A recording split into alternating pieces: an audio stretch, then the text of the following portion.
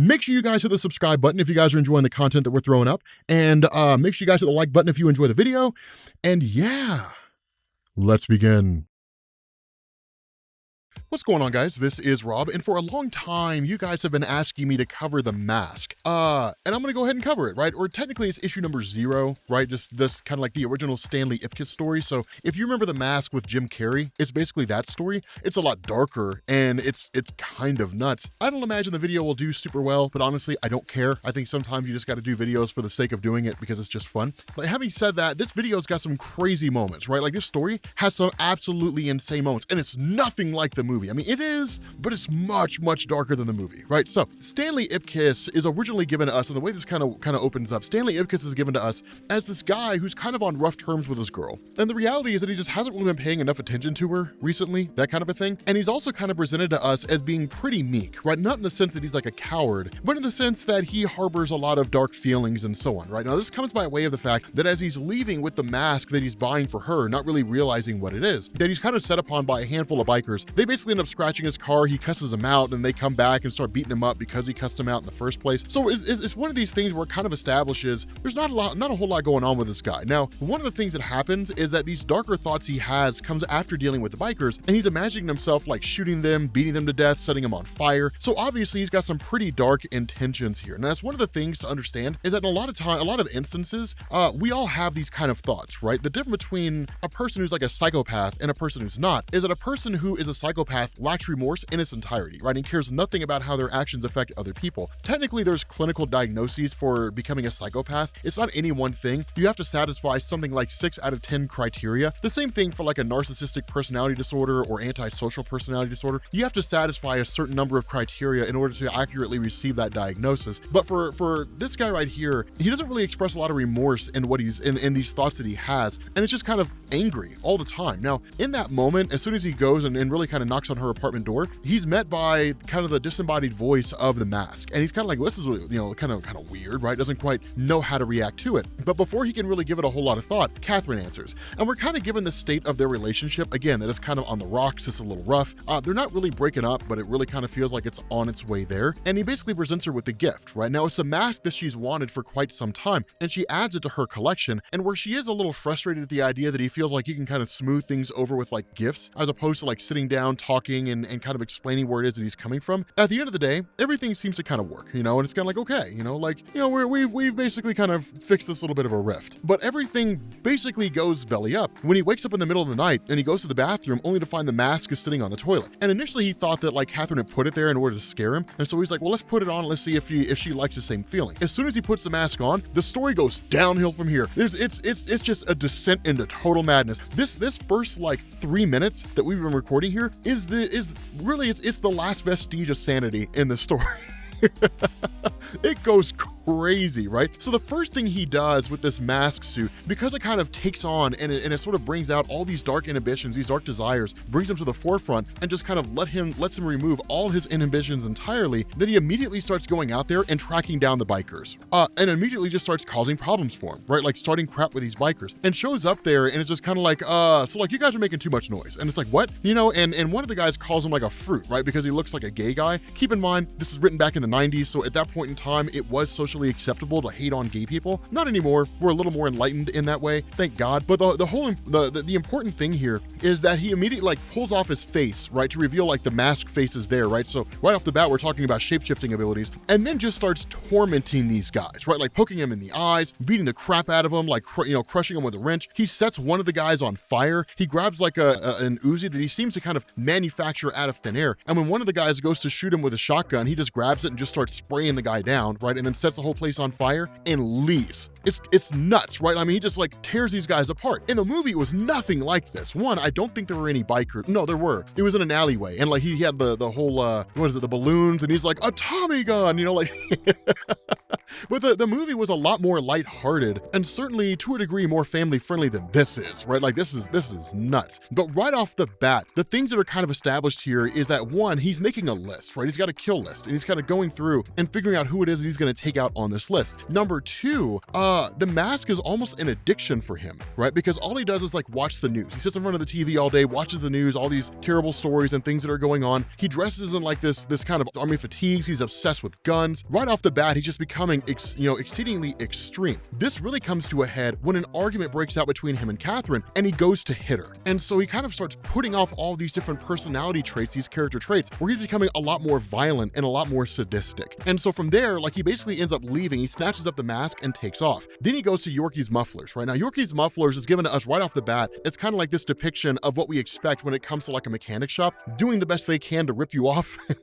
And so what we find out is these guys are pretty shady, right? They've done things like cut people's brake lines. They've basically finding ways to screw people out of money in order to get them to pay more by creating problems that didn't exist and saying, well, now you gotta get this problem fixed. And so they kind of start joking about Stanley Ipkiss, about how they basically screwed him over with a muffler and caused him problems, cheated him out of money. Well, then here comes the mask, right? Here comes Stanley with the mask, getting ready to help them understand their place in the bigger picture. Now, we'll find out what happens to those guys later on down the line, but then we end up going and visiting what is in effect a woman named Miss Gazzo, or Mrs. Gazzo, right? Who was basically his teacher. And Mrs. Gazzo is presented to us as this woman who was kind of a dick, right? She was kind of rude, or I wouldn't necessarily say cruel, but one of these things where like she has a kid come up to spell tuberculosis, and when he doesn't really spell it and the kids start laughing at him when he starts getting it wrong, she doesn't really do anything to correct the kids, right? She lets this kid deal with getting laughed at. Now, honestly, this can kind of go one of two ways. One of the things to understand is that back in the 1990s, you did kind of have an anti-bullying movement, but at the same time, bullying itself was thought to in a lot of ways be a necessity, right? Because it taught you resilience. It taught you the fact that there are people in the world who just aren't going to like you for any number of reasons. Your skin color, the way your hair looks, the clothes you wear, or whatever arbitrary standard they decide. And going forward in the world and understanding that, and then dealing with bullies in the sense of like getting into fights, standing up for yourself, was a way to kind of build confidence, right? To accept the fact that people aren't going to like you, but it doesn't mean you have to accept it, right? It doesn't mean you have to like let them give you a hard time. That fighting them and standing up for yourself, sure, might result in you getting beat up, but at the same time, it shows people and it really kind of teaches you as a person, you're not just going to let people give you a hard time and make fun of you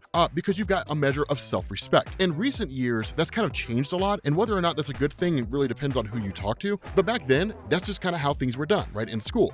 And so it's one of these things where you kind of have like Ipkiss who shows up here, and because of the fact that he really experienced a lot of this treatment at the hands of Mrs. Gazzo, or at least it was allowed to happen, he in turn torments her, right, and like just kind of like grabs her, like drops her on her back, right, it seems to kind of break her back, and she tells this little kid, she's like, please help me, I think I've broken something, and Ipkiss is like, no, like that's not gonna happen, right, and kind of just like takes it to this chick and then seemingly kills her, right, and so it's just like, geez, like he literally has this list of people that he's going after. Now, as far as Yorkie's Mufflers go, essentially because of what's happened here, the cops are hot on the trail of Stanley Ipkiss. Now, they don't really know what's going on. They don't really have like a full indication of what's happening here. All they really know is that somebody's going around and committing various crimes. For these guys here, he took one of the guys, put him on an engine hoist, and then just started stuffing like tools in his head, right? So the guy looks like Pinhead with like wrenches sticking out of his head. The other guy, he grabbed the muffler and rammed it down his throat, right? So it's just like, geez, right? I mean, he took it to these guys. And so you've got a cop by the name of Calloway who's kind of following this whole thing going through, and he's really kind of the main detective here. You've also got another kid, and kind of picking up with Ipkiss again, as he's walking down the street, he sees this kid getting bullied, and he's like, these kids are like, give me your lunch money, that kind of a thing. And it's kind of nuts because, he asks him, he's like, like what's going on here? And this kid who was getting bullied, he's like, what's wrong with your head, man? And he's like, nothing's wrong with my head, and just like cracks this kid who's getting bullied over the head, leaves him there, and then just lets him get bullied by the rest of the kids. So it's a pretty dark perception and pretty twisted the way that it's being done, right? And so what he ends up doing is heading back home and then basically just crashing out at Catherine's house. She immediately takes the mask and then throws it away, right? She's like, this mask, whatever it is, has changed the personality of Stanley. And it has, right? Because what this mask has done is because of what he's capable of, right? He can survive being shot. He really is in a lot of ways immortal, right? And that kind of immortality is a real world depiction of like being on the internet, right? For example, like when you're on the internet, you go on Reddit, Twitter, Facebook, different things like that. You can be anybody that you want to be, especially if you're talking about a website like Reddit where there is no real name requirement for using that website. And so people can just be their worst selves, right? The internet's an answer to the question, if you put people in a circumstance where there are no consequences for the things they do, what kind of people will they be? And the answer is, they'll be terrible people. Consequences is the only thing that keeps us from being our worst selves. And when you take consequences away, people will show you who they really are, right? So the internet is the best depiction of what humanity is really about, right? What we as human beings are really, really like. It's kind of like the grocery cart litmus test, right? For those of you guys who don't know what that is, it's a really cool thing. Bear with me here for a second. The grocery cart litmus test is this test that determines whether people are good or bad, right? And it's this idea that putting the grocery cart back is one of these situations where there's no benefit for doing the right thing and no consequence for doing the wrong thing. And so what happens if you're in a situation where there is no consequence for doing the wrong thing, but there's no benefit for doing the right thing? People will inherently do the wrong thing. And it's you know, it's kind of cynical, but it's also very truthful in terms of how it allows you to see humanity. But at the same time, like when Ipkiss wakes up and realizes the mask has been thrown away, he immediately starts to freak. And that's really where a lot of this comes from insofar as this kind of addiction here, right? Because the mask allowed him to do pretty much anything he wanted to. He could get this revenge on the people that he felt had wronged them and do it with impunity. You know, there was no way they could do anything to him. They couldn't stop him. They couldn't hurt him, right? He was able to just kind of operate without any real fear of consequence. And that's addicting because what it did is it basically allowed him to become God. And the question you got to ask is, would you give that up? And the answer is no. Most people would not, right? You give them the power of God, they would do all kinds of crazy things with it, but the last thing they would do is give it up willingly. And so it's one of these things where it's a very much an addicting feeling to him, right? Not only that, you know, where Catherine kind of brings up this idea that God has caused these huge changes in your personality, that is very true. And he starts to realize that, yeah, this really has kind of changed me in a negative way. And then goes as far as to kind of muse to himself, I mean, you know, I guess I don't really need the mask. I pretty much got everybody on my list anyway, so it doesn't really matter. But then from there, he kind of starts to muse to himself about what happened with the guys at Yorkie's Muffler when he's watching the news. And Catherine overhears him being excited by the fact that these guys were murdered in brutal fashion. And for her, that's the last thing. She's like, get out, right? Grab your stuff, leave. Like, I don't want you here anymore. You're a guy who's musing and enjoying the fact that people have been killed, right? Like, I cannot abide this anymore. And so ultimately what ends up happening is the mask basically returns to the apartment of Catherine sitting on her nightstand, and Ipkiss comes back trying to find it, digging through the trash. Now, ultimately, he ends up breaking in her home in order to locate it, and because she hears a break-in, she basically ends up calling the cops. Now, the cops do end up arriving on the scene, but only after she knocks him out using a vase. And so once that happens, like, you basically have like these cops showing up, and Stanley Ipkiss manages to get a hold of the mask, dons it, and goes back to his just kind of crazy self. And where Catherine kind of tries to tell the cop, hey, look, you know, I'm sorry I called you here for no reason. I thought there was some kind of a break-in, and basically lies, right? And saying that, like, you know, her boyfriend was on a business trip and then he came back early and it surprised her and that kind of a thing. That the cops hear, you know, Ipkiss or hear the mask talking, and it's a very inhuman voice. And so they're like, no, we need to check this out, right? So they kind of go through the whole place, you know, looking through everything. As soon as they get through there, he immediately slaughters them, right? Like those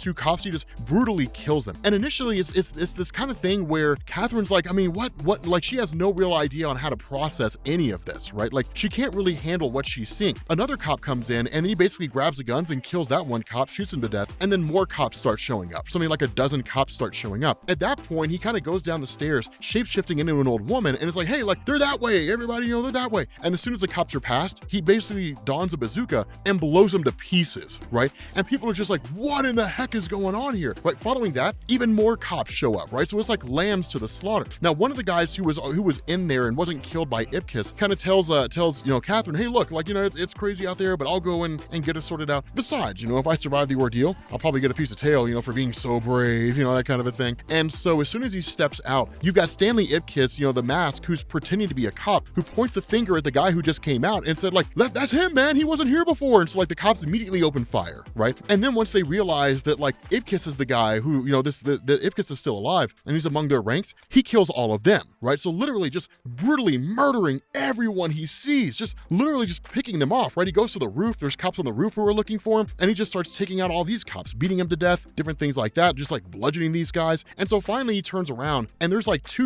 cops that have been called in by Calloway, with Calloway there with him, and it's just like, all right guys, fire at will, right? And like they just unload on it, right? I mean, just spray him down with bullets. But he's like a cartoon character, right? He goes falling off the building and then brings himself to a screeching halt when he goes to land in this cop car that has a guy named Jerry in the back who'd committed a crime. And so he's just kind of like, okay, like, let's go do this, right? And literally at this point, there's not really any rhyme or reason to why he's doing what he's doing. He's just doing this because he can, right? At this point, like, he's kind of satisfied all the lists that he had. He's just killing people arbitrarily, right? Just doing it willy-nilly because there really isn't any consequence. He's just kind of going through and doing what what have you. And so literally, like, he ends up crashing into the store, right? You've got the two people, right? This woman who's buying from this old man who's buying from the cashier, and it's like, thank you for shopping at Smiley's. And it's like, wow, right? This car just comes smashing in through the window, and he's just like, he goes riding through, snatching up a few things, and then like throwing money at the grocer, and he's like, take my money, woman. He's like, this is the worst service I've ever had in my entire life. I'll never shop here again.